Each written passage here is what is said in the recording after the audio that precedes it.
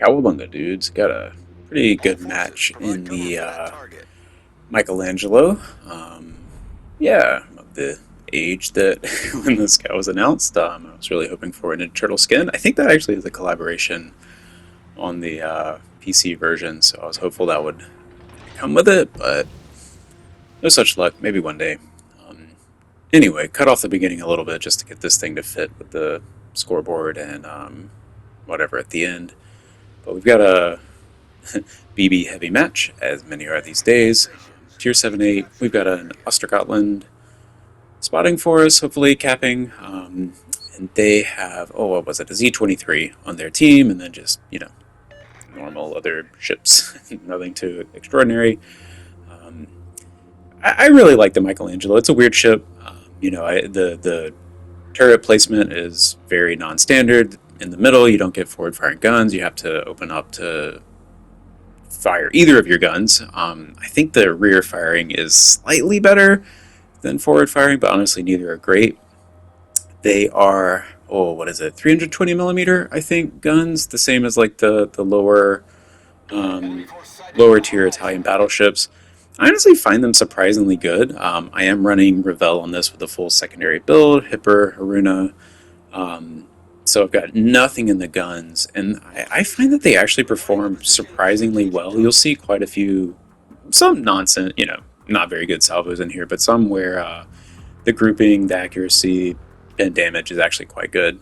One of the things you may notice is I'm actually running the HE. I do not have SAP on the main guns. Yeah, like this salvo on the Bismarck is shockingly good for, boom, yeah, 12,000 right off the bat. For a ship and nothing in the guns. But anyway, I am not running the SAP module. I can certainly see the argument. For me, personally, I'm just not amazing with SAP anyway, so, I should probably be using it to learn, but also kind of a couple of reasons. I find SAP is the most effective against kind of cruisers, angled cruisers nose in, but generally speaking, because my concealment is 10.6, my secondaries are 10.2, I don't really have a lot of trouble with cruisers anyway. If you fought this ship, you'll end up, like, you can definitely hit SAP salvos on cruisers for thousands of damage. It really hurts.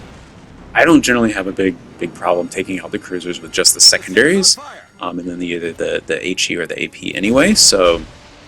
that use case, and also like this match, there's a lot of times there's 5 battleships anyway, not that many cruisers to slap around with SAP anyway. So you get, I think, about 4 seconds better reload, and since I do enjoy the APs, surprisingly, a surprising amount on the ship, I like that faster reload. Also, the HE is, I think, really underrated. It has, if memory serves me, a 41% fire chance, which is really good. It's honestly good for anybody, but it's really good for an Italian ship. And I like the flexibility that gives the ship. Like, it has HE, it has SAP, and the secondaries it has AP, and it has torpedoes. So you have kind of a full toolkit when you run the HE instead of the SAP. But I can absolutely understand why people would run the SAP. Just not for me, the ship. So I would bet that would be a big, like, what? Why is no SAP on the main guns? Oh, sorry. The one final thing is the HE does the full 1/3 damage to destroyers, whereas SAP over, I think it's 280. I think it's the same as for AP, where no matter what, full pin or not, it won't, you only get 1/10 damage on destroyers. And so this running the HE gives you kind of like the maximum destroyer slapping capability, which is one of the places where this ship excels. So yeah, so I get faster reload, ability to start fires, which has a lot more utility beyond just damage. You get to use up ships' damage control party. You can do kind of like fadeaway damage where you set the fire and then go dark. You can make them on fire so you can spot them from longer distance. And then, yeah, just that slight additional damage on destroyers. So I haven't really talked that much about this match, but basically we came into A, we saw that C started flipping, so we assumed that the destroyer is over there instead of A. I am guessing they both spawned mid and kind of went to the other side, since it looked like it was a similar cap start as when our Ostergatling got in A. So I just figured, yep, go in. You saw the SAP secondaries doing just mega work on the Vanguard. Vanguard is one of the battleships that you can just chew up. It has so much 32 millimeter plating on it. Vanguard, the French battleships, things like that. If you can get in secondary range, oof, this thing will just eat them. Also cruisers, since most of them have kind of at max 27 millimeter plating is what you'll run into a lot. There's certainly exceptions, so you know that's not every single cruiser, but in general, the SAP secondaries are going to chew up cruisers as well, and obviously destroyers. So yeah, and then we kind of kite out, pushing through we saw like a bunch of these battleships coming over this way, pushing through A to come up the middle. I think I briefly considered, but realistically, they're all going to turn their attention to me if I suddenly pop into B and start contesting it. Here's one where I set a fire on this Iowa, and I think he lets it burn for a little bit. It looks like he puts it out. But, maybe him putting out that fire, his damage control party is cooldown. Maybe he doesn't get it used for something else. Like, I think that's valuable. That's one of the reasons I like HE on the Michelangelo. That was a dubious salvo. Guns did not cooperate there. So anyway, I figured that if I went into B, I might get focus fired by all the battleships, so I'm kind of kiting back. Just to limit my engagement parameters a little bit more, be more in control of what I'm actually engaged with. If I go in through A into B, I'm fighting, you can see the destroyers there. I would have been fighting all three of these battleships. The red cruiser that's kind of behind that island, kind of in the south central of the map, and the Bismarck that we were engaged on that's kind of way south of A. So, that's 5 ships that I would have had not really been able to get away from. Whereas if I kite up this way, I've got the cover of the island. The Iowa went down. The Ruprecht, yeah, he's down at this point, and so we're just able to have more control of the engagements. Michelangelo isn't particularly sensitive to like angles. There are some ships like the Pozharsky that I have been enjoying a lot recently. You really want the flanks, again, because I've got HE, and even if you have SAP, you're not as reliant on getting those crossfires as you are in some other ships. So there's just a lot of reasons that I wanted to come back up this way instead of pushing through A into B from the south side. But now we've cleaned up that kind of triple battleship glob right there. We're going to push through B, try to cap B. Man, I wish I was in position to fire on this destroyer. The Bagration uses its radar, and we get a little bit of damage on it, but the Jean Bart goes down. I don't know if he even got a salvo on it, and the Bagration does some, but it's not enough to take him out. I think if we had waited a little bit, if he had waited a little bit, but I can see why he did, because the Jean Bart was right there, kind of getting damaged by the Z-23. I think the Z-23 smoked up right in front of the Jean Bart. If that had gone a little bit differently, that could have been super valuable for our team to get that destroyer off the map. But it doesn't work that way. And again, one more thing, that's where communication could have come in handy. If I had been able to tell him, hey, wait a little bit, I'm almost there. If you wait, whatever that was, 30 seconds, 45 seconds to use your radar, I'll be in range of the Z-23 and we'll almost certainly be able to get him. But I can't. He doesn't know that. I'm almost there, and then I'm not in range yet. So, yeah, that's an advantage that a division would have that we don't. But you just kind of have to take that into account when you're playing these. Kind of do a cheeky torpedo launch. I'm in range. They kind of might hit him, but this is a long shot. He likely has his sonar running. He knows the Bagration is there. If he's playing intelligently, he is likely already leaving his smoke. I think at one point we do check to see if A is still contested, and we see that it's not. So we know that he's backed out of his smoke. That's one reason that we're kind of turning out here. I would have loved to push into the smoke, but I'm suspecting that he's already leaving, and the worst thing I want to happen right now is I don't get the cap, I don't get B, I get reset, and he spots me, and I push into a face full of torpedoes. Suddenly what's kind of a commanding lead in this game can turn around. Well, actually, we're behind right now, but we do have 2 caps, and I think we're in decent position. And then, uh-oh, this hipper is closer than I thought.